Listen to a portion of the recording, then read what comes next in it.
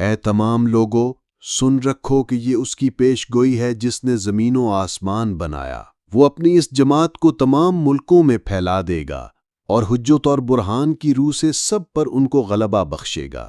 وہ دن آتے ہیں بلکہ قریب ہیں کہ دنیا میں صرف یہی ایک مذہب ہوگا جو عزت کے ساتھ یاد کیا جائے گا۔ خدا اس مذہب اور اس سلسلے میں نہایت درجہ اور فوق العادت برکت ڈالے گا، اور ہر ایک کو جو اس کے معدوم کرنے کا فکر رکھتا ہے نامراد رکھے گا، اور یہ غلبہ ہمیشہ رہے گا یہاں تک کہ قیامت آ جائے گی۔ یاد رکھو کہ کوئی آسمان سے نہیں اترے گا۔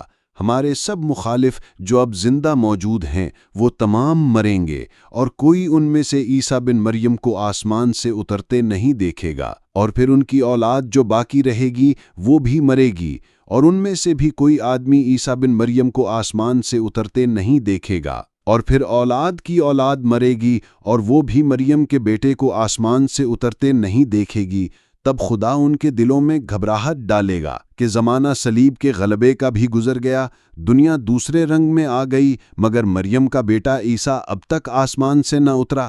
تب دانشمند یک دفعہ اس عقیدے سے بیزار ہو جائیں گے، اور ابھی تیسری صدی آج کے دن سے پوری نہیں ہوگی کہ عیسیٰ کے انتظار کرنے والے کیا مسلمان اور کیا عیسائی سخت نا امید اور بدظن ہو کر اس جھوٹے عقیدے کو چھوڑیں گے، اور دنیا میں ایک ہی مذہب ہوگا اور ایک ہی پیشوا۔